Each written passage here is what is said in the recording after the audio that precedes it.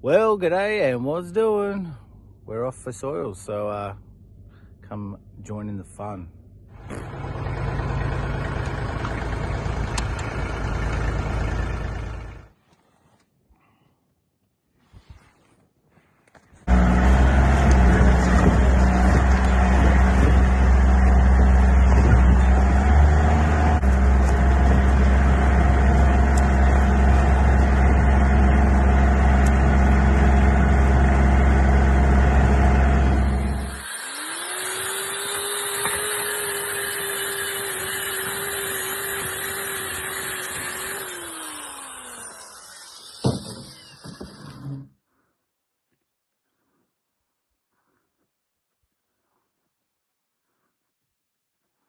Yeah, so some of these spots you'll need to use the crowbar.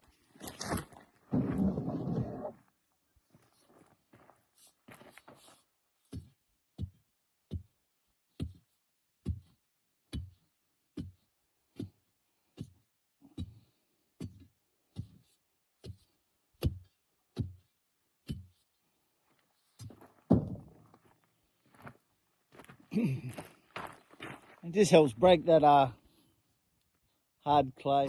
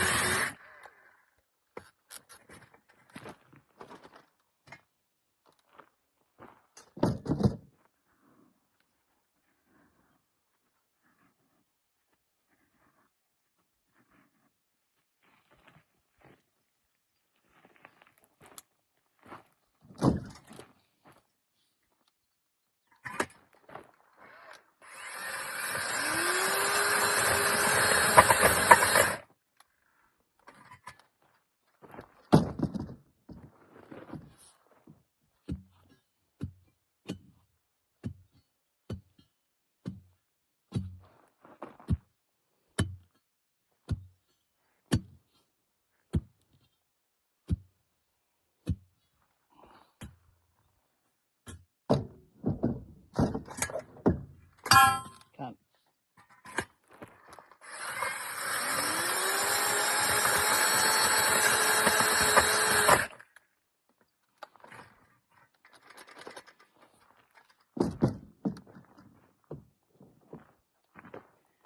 And now to sample. We're at about 25, 30.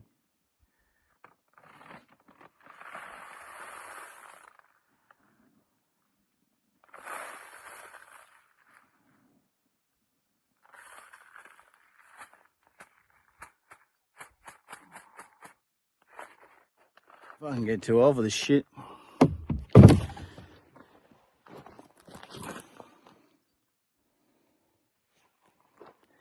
It's kind of what you're looking for. Some companies might have a different different method to how we do it. Like I said before, some companies get their fieldies to just use a little geo pick hammer, which is one of these.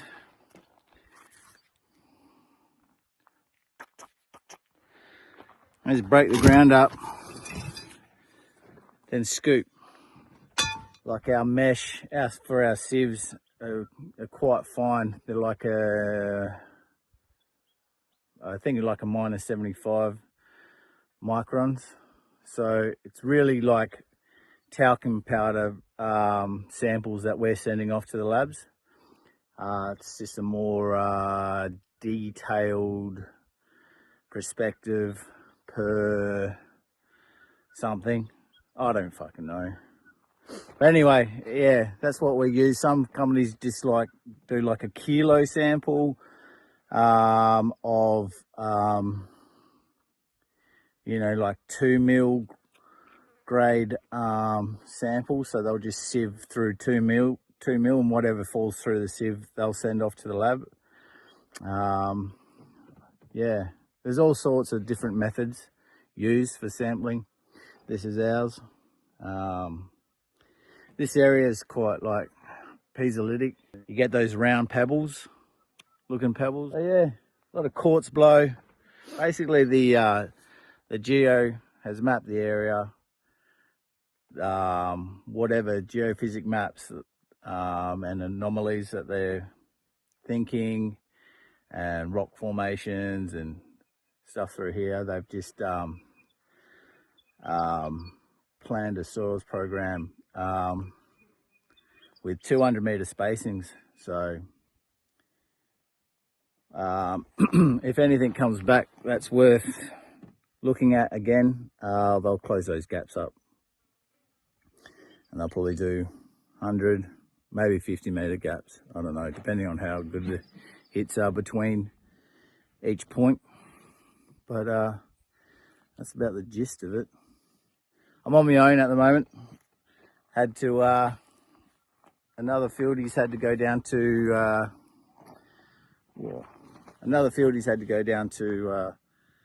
another project, and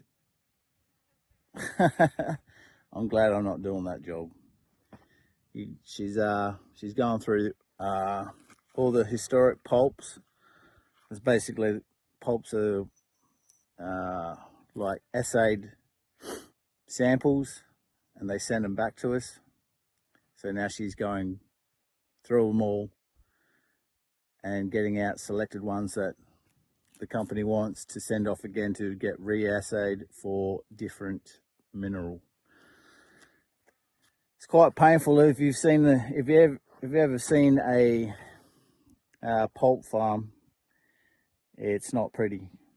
It's like pallets upon pallets. So she has to go through all boxes, and hopefully that the core farm is been logged and categorized and logged properly, so she can have at least some sort of idea where to start looking. I did it just before the end of last year. It sucked. Yeah, good luck to her. But yeah, I'm out here by myself. It's good times.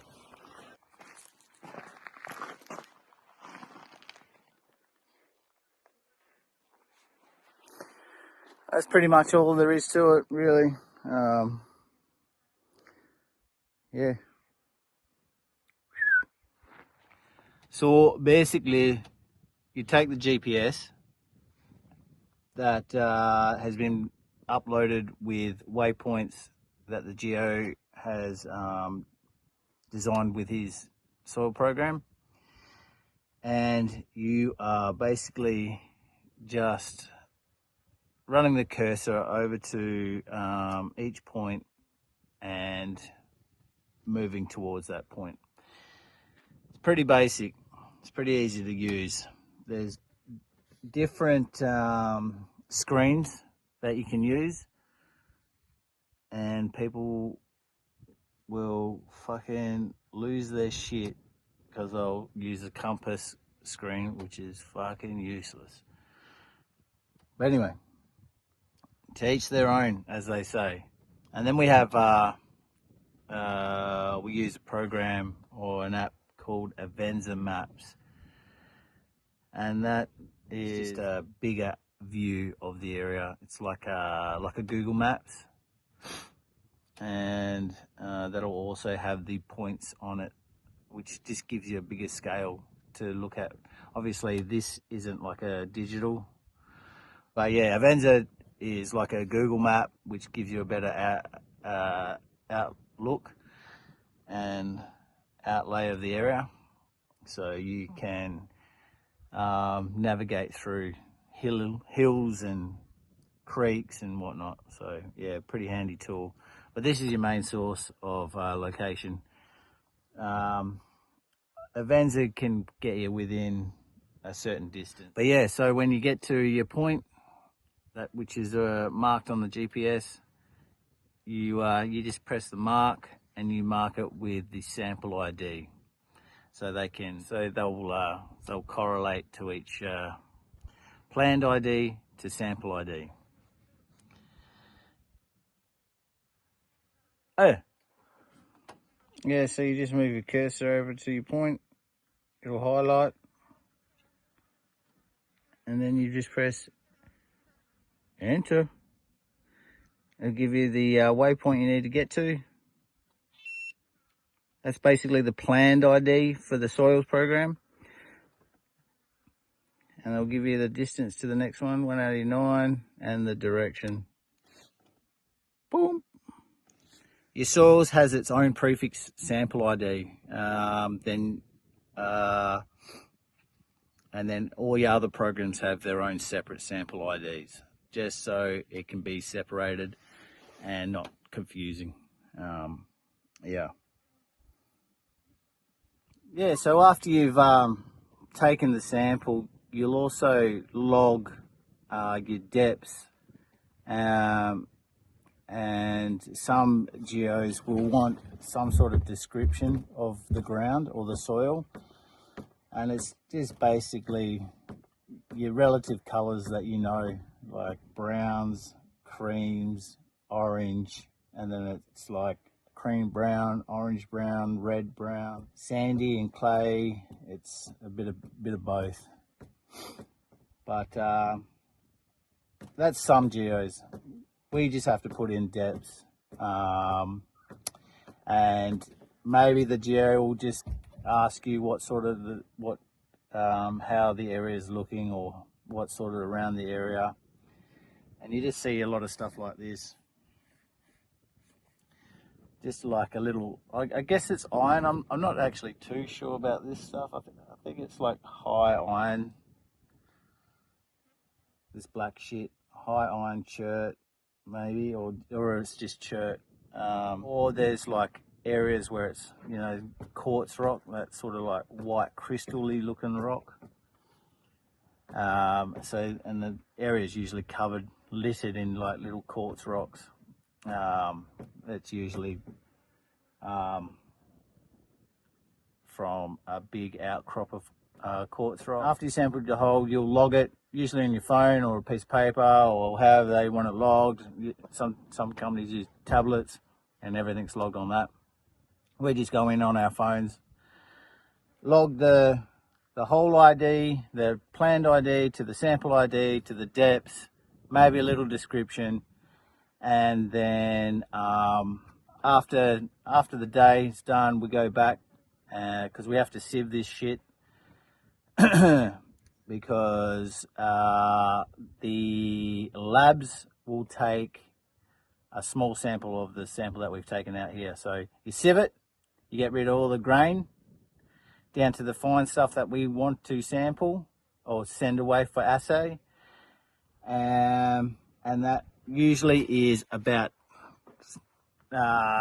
56 grams. They want to set, we've got it down with, they need about 50 grams of sample. So we've calculated with the weight of the bags, it's about 56 grams. Now, sometimes you can't get it with these bags, so you have to take two. You can sort of tell by when you're putting in the bag whether there's going to be a lot of fines in it. Usually you can tell by the dust. If it's really dusty, there's going to be a lot of fines. If it's not too dusty, just take two, just to cover your ass, so you don't have to come back out here and take another sample. In saying that, if you are light at back at camp and you don't get your weights for your lab assay, you'll have to come back out and do it again, and then people laugh at you and poke fun at you.